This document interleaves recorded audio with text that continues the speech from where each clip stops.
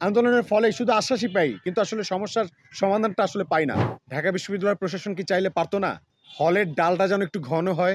Commitment দিয়েছিল, আশ্বাস দিয়েছিল, কিন্তু সেই ভিসি স্যার কথা দিয়ে কথা রাখেনি। প্রায় প্রতি বছর ৩ থেকে ৩.৫ লাখ মেধাবী, বাংলাদেশের সকল জায়গার মেধাবী শিক্ষার্থীদের সাথে অ্যাডমিশন টেস্টের চরম লেভেলের প্রতিযোগিতা করে তারপর ঢাকা বিশ্ববিদ্যালয়ের একজন শিক্ষার্থী এই বিশ্ববিদ্যালয়ে ভর্তি হয়। এই কারণে হয়তো বাংলাদেশের প্রত্যেকটা মানুষ ঢাকা বিশ্ববিদ্যালয়ের শিক্ষার্থীদের সর্বোচ্চ মেধাবী বলে আখ্যায়িত করে। আসলে এই ঢাকা বিশ্ববিদ্যালয়ে ভর্তি হওয়ার পরে এই সর্বোচ্চ মেধাবী যারা শিক্ষার্থী আছে, এই মেধার মূল্যায়ন হিসেবে আসলে তারা কি পায়, এই প্রশ্নটা করার সময় এসেছে এখন। ডাকসু নির্বাচন, অনেক রকম প্রচারণা দেখছি দীর্ঘদিন যাবৎ। দীর্ঘ একটা গণ অভ্যুত্থানের পরে যেরকম একটা ঢাকা বিশ্ববিদ্যালয় পাওয়ার কথা ছিল, সেই কাঙ্ক্ষিত ঢাকা বিশ্ববিদ্যালয়ের পরিবেশ বা কাঙ্ক্ষিত ফ্যাসিলিটিসগুলো না পেয়ে আজকে এখানে এসে বসা এবং এই প্রশ্নগুলো তোলা যে আসলে ঢাকা বিশ্ববিদ্যালয় কি করে, ঢাকা বিশ্ববিদ্যালয়ের প্রশাসন এই মেধাবীদের মূল্যায়নের জন্য কি করে। ঢাকা বিশ্ববিদ্যালয়ের যে প্রশাসন, তারা এই মেধার মূল্যায়ন হিসেবে একটা শিক্ষার্থীকে, এই ৩.৫ লাখ ৪ লাখ মানুষের সাথে প্রতিযোগিতা করে যখন এখানে আসে, মেধার মূল্যায়ন হিসেবে তাকে একটা কি বলবো, কীট পতঙ্গের যে জীবন যাপন, সেরকম হয়তো জীবন যাপন দিয়েছে। আপনারা দীর্ঘদিন যাবৎ দেখেছেন গণরুম কালচার, গেস্ট রুম কালচার। আমাদের এখন পর্যন্ত তারা শতভাগ আবাসন নিশ্চিত করতে পারে নাই।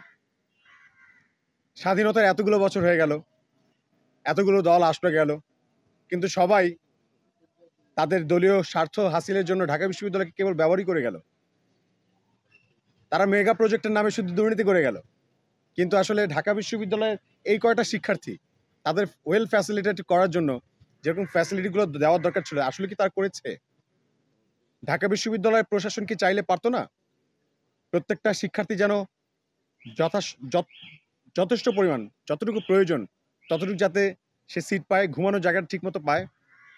ঢাকা বিশ্ববিদ্যালয় প্রশাসন কি সেটা করেছে? ঢাকা বিশ্ববিদ্যালয় প্রশাসন কি চাইলে পারতো না হলের ডালটা যেন একটু ঘন হয়, শিক্ষার্থীরা যাতে ঠিকমতো খাবারটা খায়, তাদের স্বাস্থ্য যেন ভালো থাকে, এই জন্য একটু তদারকি করতে? তারা কি আসলে করেছে? আসলে ঢাকা বিশ্ববিদ্যালয় প্রশাসনের ওই ইচ্ছাটাই নাই যে আপনার ডালটা ঘন হবে নাকি পাতলা হবে, নাকি ওই যে ডালটা যেটা আপনি যাবেন। এখন পর্যন্ত এই অভ্যুত্থানের 1 বছর হয়ে গেছে, আমরা অনেক কিছু আশা করেছিলাম, কিন্তু আমরা এখন পর্যন্ত দেখছি যে হলের যে ডালের যে ঘনত্ব, ওটা দেখলে মনে হয় যে কেউ মাত্র খাওয়া দাওয়া শেষে হাতটা ধুয়ে এঁটো পানি রেখে গেছে। ওইটাকে আমরা অনেক সময় মানে বাড়ি থেকে যার প্রথম আসে হলে, তখন মনে করে এটা হয়তো কারো হাত ধোয়া পানি, কিন্তু আসলে ওটা ডাল।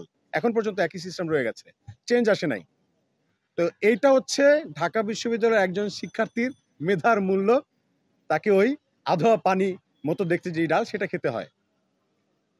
ঢাকা বিশ্ববিদ্যালয়ের একজন শিক্ষার্থী, যে আমাদের কিছুদিন আগে আমাদের যে শিক্ষার্থী বোন, হ্যাঁ, লিজা মারা গেছেন, আপনারা হয়তো জানেন। তার যে অসুখ, সেটা যদি সে সঠিক সময় জানতে পারতো, তাহলে হয়তো সে প্রপার ট্রিটমেন্টটা নিতে পারতো। তাহলে হয়তো লিজাকে এই অকাল এই দেশ মানে এই পৃথিবীকে ছাড়তে হতো না। যদি আমাদের ঢাকা বিশ্ববিদ্যালয় মেডিকেল সেন্টারে প্রপার একটা শিক্ষার্থীকে চেক আপ করানোর মতো ওই ফ্যাসিলিটি থাকতো, তাহলে হয়তো এই সমস্যাটা হইতো না। তো ঢাকা বিশ্ববিদ্যালয়ের একজন শিক্ষার্থীকে তাদের মেধার মূল্যায়ন হিসেবে ঢাকা বিশ্ববিদ্যালয় প্রশাসন লিজার মতো এরকম অকাল মৃত্যু পুরস্কৃত করছেন ঢাকা বিশ্ববিদ্যালয় প্রশাসন। এবং এখন পর্যন্ত আপনারা দেখেছেন যে ঢাকা বিশ্ববিদ্যালয়ের সর্বোচ্চ মেধাবীদের লাইব্রেরিতে আপনি যাবেন বা হলে, আপনাকে যথেষ্ট পরিমাণ আপনাকে একটা টেবিল ঢাকা বিশ্ববিদ্যালয় এখন পর্যন্ত দিতে পারে নাই। আপনি লাইব্রেরিতে যাবেন, লাইব্রেরিতে একটা টেবিল বা চেয়ারের জন্য আপনাকে এখন পর্যন্ত প্রতিযোগিতা করতে হয়। এরকম আরো অনেক সংকট আছে, সংকটের কোনো অভাব নাই। তো এত সংকট সমাধান কি? এখন ডাকসু ইলেকশন হচ্ছে, অনেকে অনেক কথা বলছে, শুনেছি, ভাবছি, আমরা স্বপ্ন দেখা শুরু করেছি যে হয়তো একটা পরিবর্তনের ছোঁয়া লেগেছে, পরিবর্তন আসবে, পরিবর্তন আনতেই হবে। কিন্তু ঢাকা বিশ্ববিদ্যালয় প্রশাসন আদৌ এই ডাকসুকে প্রায়োরিটি দিবে কি দিবে না, নাকি আবারও ঠিক যেভাবে দেখেছি আওয়ামী লীগ যেভাবে ঢাকা বিশ্ববিদ্যালয়কে নিয়ন্ত্রণ করেছিল, এইভাবে একদম খামচি দিয়ে ধরে নিয়ন্ত্রণ করছিল, ঠিক আবারও কি সামনে কোনো গভর্নমেন্ট আসলে ঢাকা বিশ্ববিদ্যালয়কে ওইভাবে নিয়ন্ত্রণ করা হবে? আবারও কি শিক্ষার্থীদের কপালে ওই গণরুম গেস্ট রুমে লেখা আছে শিক্ষার্থীদেরকে ক্লাস বাদ দিয়ে কি আবারও সেই মিছিলে যেতে হবে? শিক্ষার্থীদের পড়াশোনা বাদ দিয়ে কি আবারও সেই মানে গেস্ট রুমের যে নির্যাতন সেটা সহ্য করতে হবে? এই যে সম্ভাবনাগুলো, এই যে ভয়ের সম্ভাবনা, এই ভয় এখন পর্যন্ত না আমাদের মধ্যে থেকে কাটে নাই। এই ট্রমাটা এখন পর্যন্ত আমাদের মধ্যে থেকে কাটে নাই। ঢাকা বিশ্ববিদ্যালয়ের প্রশাসন এখন পর্যন্ত ক্যাম্পাস থেকে বহিরাগত রোধ করতে পারে নাই। ঢাকা বিশ্ববিদ্যালয় প্রশাসন এই মেধার মূল্যায়ন হিসেবে আমাদের বোনরা, আপনারা এটা জানেন কিনা, আমাদের শিক্ষার্থী বোনরা যারা আছে তারা প্রত্যেকটা দিন এই ঢাকা বিশ্ববিদ্যালয়ের রাস্তাঘাটে যেভাবে ইফটিজিং এর শিকার হয়, আমরা হয়তো এখানে ঢাকা বিশ্ববিদ্যালয়ের শিক্ষার্থীরা সেটা জানি না, কারণ এই কথাগুলো আসে না সামনে। এটা কি ঢাকা বিশ্ববিদ্যালয়ের সর্বোচ্চ মেধাবীদের মূল্যায়ন হিসেবে ঢাকা বিশ্ববিদ্যালয় প্রশাসন উপহার দিচ্ছে না? এটা কি আমাদের কাম্য ছিল? তো আসলে আমাদের অনেক অভিযোগের জায়গা আছে, অনেক অপ্রাপ্তির জায়গা আছে। সেখানে ডাকসু আসছে, ডাকসু আমাদের জন্য একটা সম্ভাবনার দুয়ার আমরা মনে করছি। তো ঢাকা বিশ্ববিদ্যালয়ের প্রতি একটা দীর্ঘদিনের ক্ষোভ ছিল, অভিমান ছিল।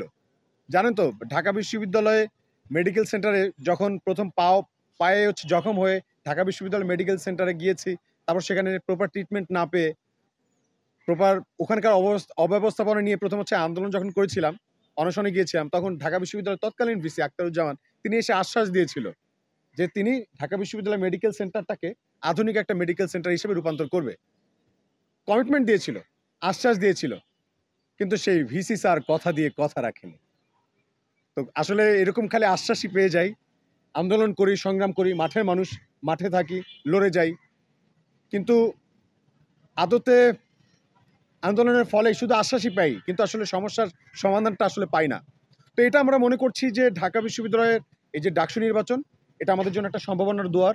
সো আমি মহিউদ্দিন রনি, ঢাকা বিশ্ববিদ্যালয়ের শিক্ষার্থী বন্ধুরা যারা আছেন, ভাইয়েরা যারা আছেন, বোনেরা যারা আছেন, আমি মনে করেন আপনাদের একজন কর্মী হতে এখানে আসছি এবং জানান দিতে আসছি আমি আপনাদের একজন সাহায্যকারী কর্মী বন্ধু হতে আসছি। এই অনেক তো সংগ্রাম করেছি, আন্দোলন করতে দেখেছেন, কিন্তু যেই জায়গায় অপ্রাপ্তির জায়গা ছিল সেই জায়গা হয়তো পূরণ করার, ঢাকা বিশ্ববিদ্যালয়ের প্রতি যে অভিমান জায়গাটা ছিল এটা পূরণ করার মনে একটা সুযোগ আসছে হাতে।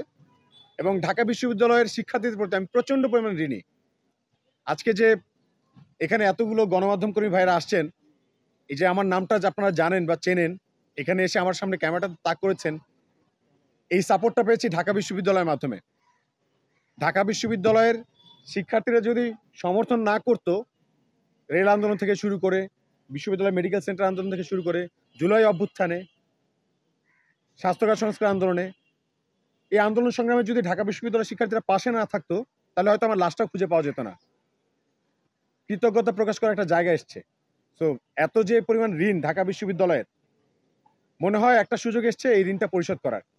সেই জন্য আমি মহিউদ্দিন রনি এখানে আপনাদের সামনে আজকে জানাচ্ছি যে আমি ঢাকা বিশ্ববিদ্যালয়ের আসন্ন ডাকসু নির্বাচনে এজিএস এর প্রার্থিতা আনুষ্ঠানিকভাবে প্রচারণা শুরু করছি।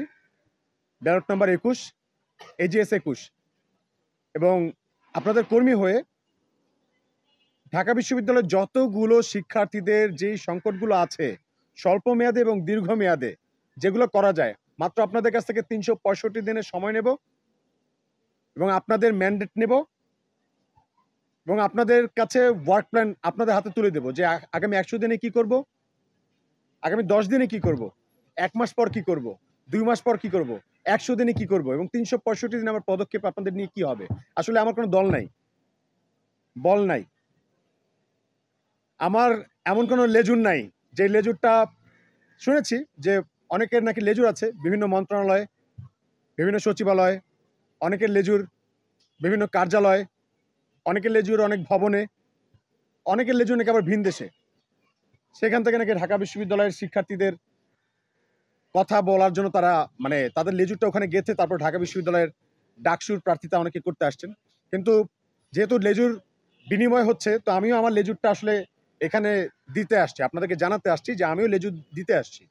কিন্তু আমার লেজুরটা কোনো ভবনে না, কোনো কার্যালয়ের না, আমার লেজুরটা ঢাকা বিশ্ববিদ্যালয়ের শিক্ষার্থীদের মানে আপনাদের হলে জমা দিতে আসছি, আপনাদের রিডিং রুমে জমা দিতে আসছি, আপনাদের রুমে রুমে জমা দিতে আসছি এবং আপনাদের ম্যান্ডেট নিয়ে, আপনাদেরকে সাথে নিয়ে ঢাকা বিশ্ববিদ্যালয়ে যত রকম সংকট আছে প্রত্যেকটা শিক্ষার্থীদের সাথে নিয়ে, একা তো পারবো না, তাই আপনাদের সকলের সহযোগিতা নিয়ে প্রশাসনের কাছ থেকে সেগুলো আমাদের অধিকারগুলো আদায় করে নেওয়ার জন্য এখানে আসছি। এই কথাটুকু বলার জন্য এখানে আসা, এর বেশি কিছু আর আসলে বলার নাই। আর পিছনে হয়তো বা দলবল নাই, তো একা দাঁড়িয়েছি, অনেক কথা, যত কথাই বলা হচ্ছে এখন নিজেকেই বলতে হবে।